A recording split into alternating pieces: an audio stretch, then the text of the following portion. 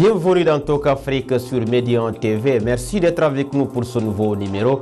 Au menu, la recrudescence des cas de meurtre et d'enlèvement des enfants au Sénégal. Un phénomène qui s'est emparé du pays ces derniers temps. Des hommes ou femmes mal intentionnés prennent pour cible des enfants pour les détourner, les conduire dans des destinations inconnues loin de leur famille. Les populations sont ainsi choquées et même traumatisées par ce phénomène dont le dernier en date, Serigne Fallou Diop, âgé seulement de 2 ans, a été retrouvé rasé et mis dans un sac dans son quartier Gouye Mouride de Rufisque, à une dizaine de kilomètres de la capitale Dakar. Et bien quels sont les fondements de cette pratique, les raisons de son intensification récente ainsi que les réponses que tentent de lui apporter les autorités étatiques. Pour en parler, nous avons le plaisir de recevoir sur ce plateau Serigne Lakhbib Ndiaye. Bonjour Serigne Lakhbib. Bonjour M. Diallo. Vous êtes psychosociologue et président de l'Association sénégalaise pour le développement de la psychologie appliquée, l'ASDEPA, mais également vous êtes spécialisé en psychosocial. Hein?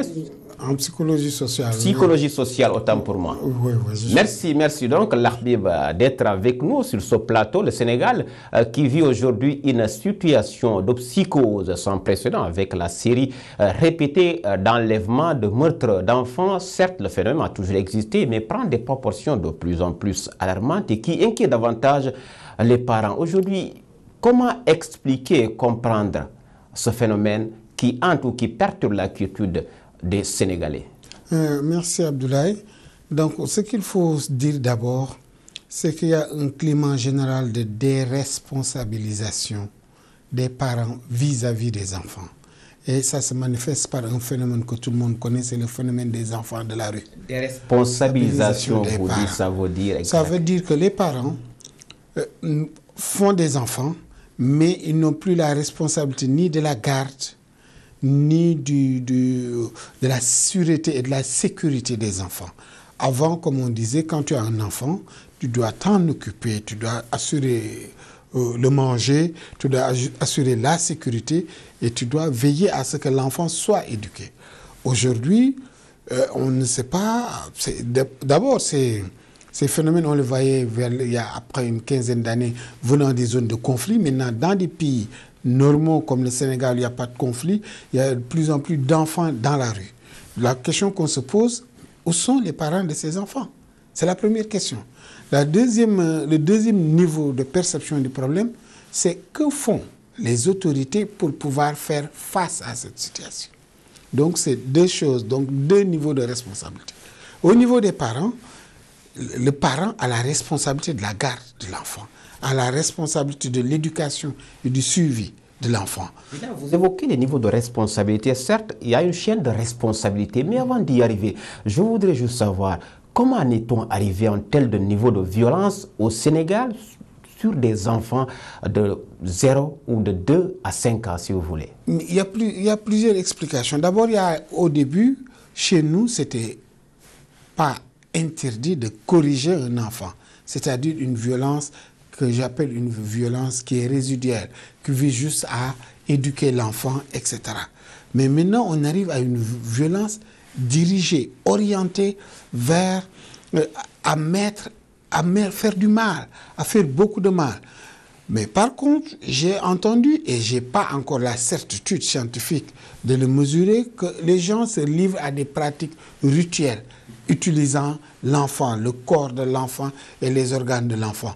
Moi, je n'ai pas d'études scientifiques aujourd'hui en Afrique, ici au Sénégal, pas en Afrique, qui puissent me dire quelle est la prégnance de ce phénomène sur notre société. Je n'ai pas les données pour le dire, mais ce qu'on a remarqué à la veille de chaque période électorale, que ces histoires d'enfants, de meurtres rituels d'enfants, prennent de l'ampleur.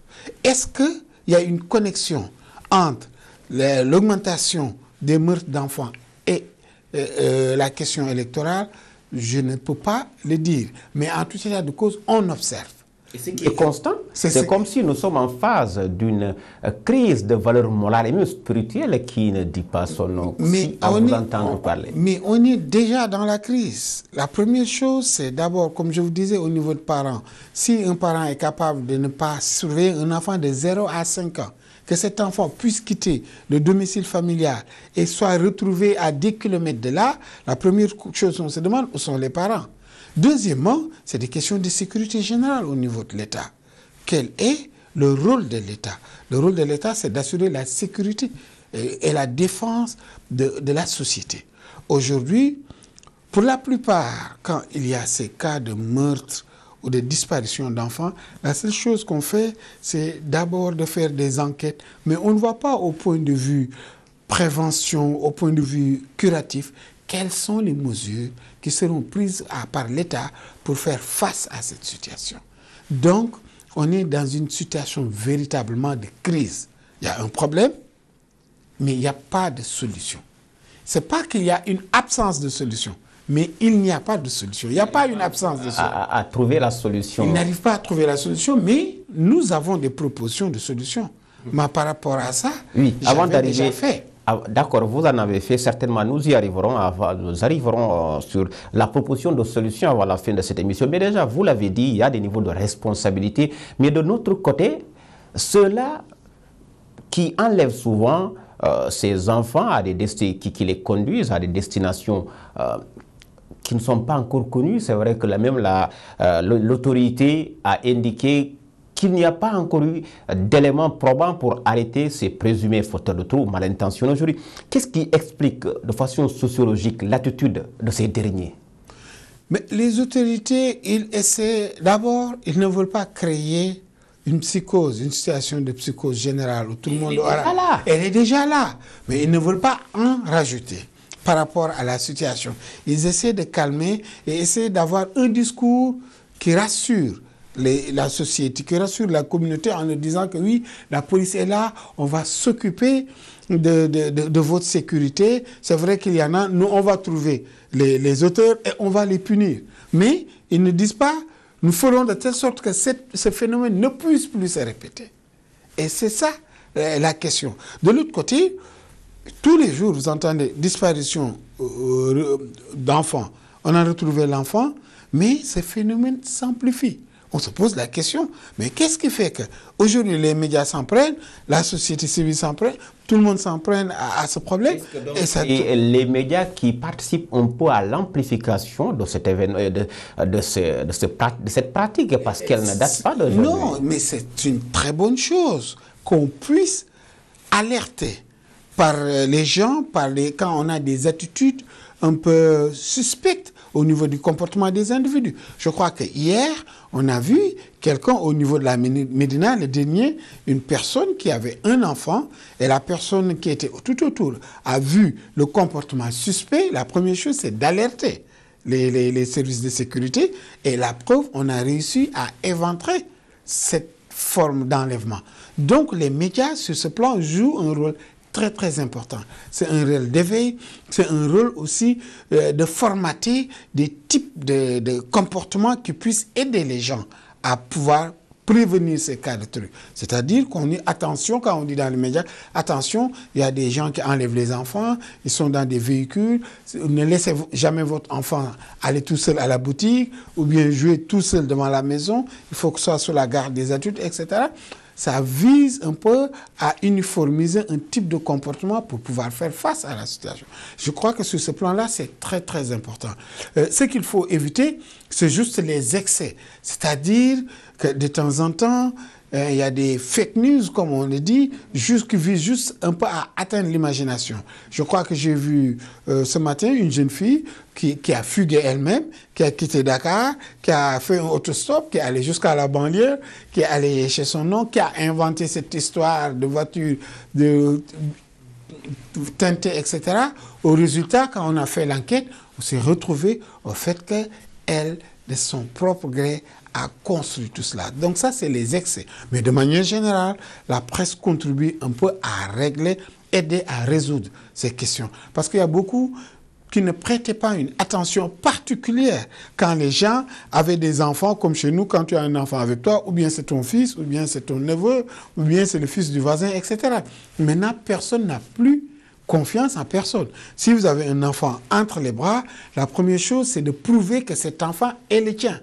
S'il n'est pas le tien, la société, les gens vont... Au Sénégal, l'environnement socio-culturel dans lequel les Sénégalais évoluent est tel qu'aujourd'hui, on ne se soucie pas de ces questions. Mais c'est ça qui a amené un peu cette histoire d'enlèvement d'enfants qu'on ne retrouve plus. Par exemple, quand je vois les enfants de la rue, quand on me dit qu'il y a à peu près 30 000, 50 000 enfants dans la rue à Dakar, imagine si 100 enfants disparaissent de ces 50 000, qui les verra? Cette question, nous y reviendrons, mais en attendant, nous allons voir, vous avez évoqué le niveau de responsabilité. C'est vrai que la famille, le dernier rempart de la sécurité de l'enfant, on le dit assez souvent, on n'en parle jamais assez. Mais nous allons voir la réaction du directeur de la sécurité publique, Abdoulaye Diop, qui a fait face à la presse, c'était le 20 mars dernier, pour un peu rassurer les populations. Nous l'écoutons, Mikodo Amadou Sabarba Mbaindira. Des mesures fortes de sécurité pour faire face au phénomène. Les délinquants, où qu'ils se trouvent, seront traqués, interpellés et mis à la disposition de la justice. Parce qu'en fait, notre rôle en tant que policier consiste à effectuer les diligences nécessaires à l'information de la justice. Surtout quand il y a un épiphénomène qui dérègle le jeu de la vie en société. Comment y mettre fin? Vous savez que traditionnellement, il y a des mesures de sécurité qui sont prises au niveau des différentes zones couvertes par la police. Il s'agit bien sûr des zones urbaines et des zones périurbaines. Au niveau des différents commissariats de police, donc, il y a les brigades de recherche, plus les brigades anticriminalité et des éléments de renseignement qui participent à la lutte contre le phénomène. Le directeur Abdoulaye Diop, directeur de la sécurité publique. Alors, Serigne Lahbib Ndiaye, comment appréciez-vous ces mesures, ou cette batterie de mesures annoncées par l'autorité publique? Vous rassure-t-elle ces mesures? Oui, c'est des mesures qui rassurent, mais c'est une partie de la solution du problème. Ce n'est pas la solution globale. Ça, c'est une démarche un peu de la police, c'est une démarche sécuritaire visant un peu à élever le niveau d'alerte, élever le niveau de protection de la cité, de la société par la police. Mais ça, c'est pour un peu, comme il a dit, traquer les délinquants. Mais comment faire pour prévenir que cela ne puisse pas arriver? Je crois que c'est la question fondamentale actuellement. Et tant que cette question n'est pas réglée, on ne peut pas aller de l'avant. C'est-à-dire qu'on est en train d'être derrière le phénomène. Le phénomène est en train de se dérouler. On n'est pas devant pour pouvoir prévenir. On est derrière à gérer les conséquences, mais pas agir sur les causes. Non, les causes, c'est vrai, mais sauf que là, le directeur de la sécurité publique intervenait juste parce qu'il y avait eu une série noire, comme on le dit, d'enlèvement, de meurtre. Mais il y a également des mesures de protection qui ont été déployées par les autorités en place. Oui, mais la chose la plus importante, comme moi je me disais, si vous voyez quelqu'un avec un enfant, est-ce que c'est son enfant ou pas? On ne sait pas. La police ne va pas attendre que l'enfant disparaisse pour qu'on vienne être à la recherche. C'est la raison pour laquelle je dis que la démarche de la police, c'est une démarche qui vise un peu une démarche sécuritaire. C'est une partie des solutions. Il y a une deuxième partie des solutions qui est au niveau communautaire, au niveau familial, au niveau individuel. C'est d'abord la garde de l'enfant. Et quand on va y arriver, je veux dire que ça fera partie des batteries de mesures qu'il faut prendre pour régler cette question. Par exemple, ce qui est plus important, premièrement, il faut que chaque parent ait une responsabilité entière de son enfant. Que l'État, qu'il y ait une loi qui dise que chaque parent est responsable de son enfant. Comme ça se fait dans les pays occidentaux ou aux États-Unis. Si vous avez un enfant, votre enfant, s'il disparaît, on vous prend d'abord vous. Et on vous met en prison.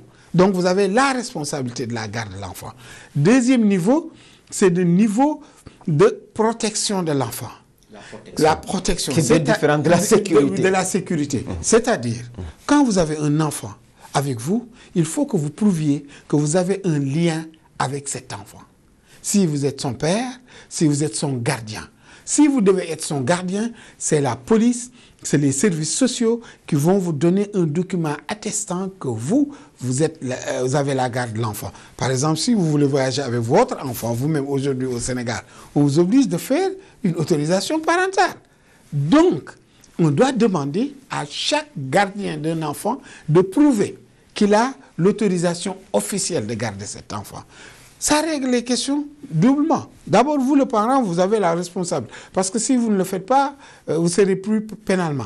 Vous aussi qui avez la responsabilité seulement parce que vous voulez faire manger des enfants, etc. Vous prenez 10 enfants, vous allez prendre 10 enfants, vous allez prendre 10 fois 10 ans de prison, ça fait 100 ans de prison parce que vous avez pris des enfants dont vous n'avez pas le droit de prendre la garde.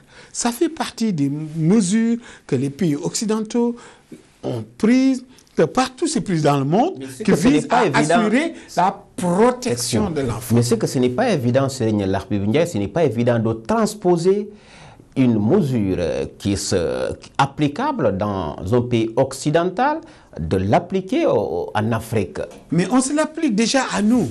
C'est que seulement on ne l'a pas généralisé. Je vous donne l'exemple. Si aujourd'hui votre enfant doit aller à l'école, qui doit s'en occuper? Vous-même. Si vous êtes l'école, vous s'assurez que vous êtes le parent de l'enfant pour vous remettre son cahier. Si vous n'êtes pas son parent, on ne vous le remet pas. Donc le niveau de protection d'une école et le niveau de responsabilité des parents est là. Mais on n'en est pas arrivé à un niveau de généralisation. L'État avait une très bonne politique, c'était quand ils avaient pris la décision d'extraire les enfants de la rue. En les extrayant de la rue, on doit les replacer dans le foyer familial. Et en les replaçant dans le foyer familial, on revient au rôle traditionnel que doit faire l'État, la protection. Parce que si vous devez amener votre enfant à l'école, vous n'avez... Le seul responsable, c'est le parent. Quand vous voulez inscrire aujourd'hui un enfant, on va vous demander où est son extrait de naissance. Si vous n'êtes pas son père, le directeur de l'école va vous demander mais où est son père, où est sa mère. Je veux dire que si on avait seulement élargi et généralisé ce système, on ne verrait plus d'enfants de la rue. Il y aurait très peu de disparition d'enfants, etc. Pourquoi? Parce qu'au niveau familial, au niveau communautaire, les enfants sont gardés, mais au niveau de l'État, on veille à la protection de l'enfant. Et par des mesures qui sont des mesures pénales, comme ça se fait partout ailleurs dans le monde. Je dis, c'est pas partout dans le monde, un enfant, il est protégé par l'État, mais il est aussi sous la responsabilité de ses parents. Donc c'est ces deux niveaux qu'il faut y aller. Maintenant, c'est le niveau sécuritaire, la police, l'État, quand il fait de la sécurité, il met la police, il met l'armée, il met la gendarmerie. Aujourd'hui, tu ne peux plus, c'est très difficile de faire traverser un enfant à la frontière. Parce que, arrivé là-bas, même les militaires vont vous arrêter et vous demander qui est le parent de cet enfant, où sont les documents qui prouvent que vous avez la garde, ou bien qui vous ont donné l'autorisation de le faire. C'est ça qu'on n'a pas encore au niveau global. Et actuellement aussi, il y a un problème au niveau social, familial, les divorces, les enfants abandonnés. C'est une des explications sociologiques. Vous voyez des familles, des femmes ou des hommes qui ont 5, 6 enfants à la garde sans les moyens, dont la femme ou l'homme doit se réveiller très tôt le matin, aller chercher la pitance pour ses enfants. Donc, le temps de la garde va manquer pour ces enfants. Le temps d'éducation va manquer pour les enfants. Donc le parent est focus sur un peu comment assurer la survie. Et dans ce cas bien précis, qu'est-ce qu'il faudra faire pour faire un peu dans la prévention? Mais ça aussi, c'est la même chose. Ça aussi, on peut le régler à plusieurs niveaux. D'abord, si on avait les moyens, on allait avoir des services sociaux qui vont aider les parents à la garde des enfants. C'est les garderies d'enfants qu'on a développées dans les autres pays, qui permettent aux parents, quand vous allez au travail, de mettre l'enfant à l'école. Après l'école, il y a un deuxième niveau de garderie parce que tous les parents n'arrivent pas du travail à la même heure, etc. Deuxième niveau, c'est les aides sociales, que l'État appuie les familles pour pouvoir diminuer la pression sociale qui s'exerce sur ces familles, de telle sorte qu'une partie du problème est déplacée. Je crois que c'est un peu l'intérêt des bourses de sécurité familiale de l'État qui font qu'on essaie de capaciter les familles en les incitant à maintenir les enfants à l'école. Donc ça, c'est une partie du problème. Mais globalement, pour moi, comment je le conçois, c'est d'abord protection, responsabilisation. Protection, on laisse à l'État. La responsabilisation, c'est au niveau de famille. L'enfant, c'est ton enfant. L'État ne dit à personne de faire des enfants. Mais l'État a érigé un ministère chargé de la protection de l'enfance. Oui, mais il y a un ministère chargé de la protection de l'enfance, il y a des politiques, il y a des textes, mais je trouve, comme toujours chez nous, c'est dans la mise en œuvre qu'il y a le problème. Les concepts sont bons, les élaborations sont bonnes, mais la mise en œuvre pose problème parce que des fois, il y a même des problèmes de compétences. Il y a des problèmes de spécialité et ça se pose beaucoup chez nous dans nos pays. Les gens ont ils ont la volonté, mais ils ne savent pas quoi faire.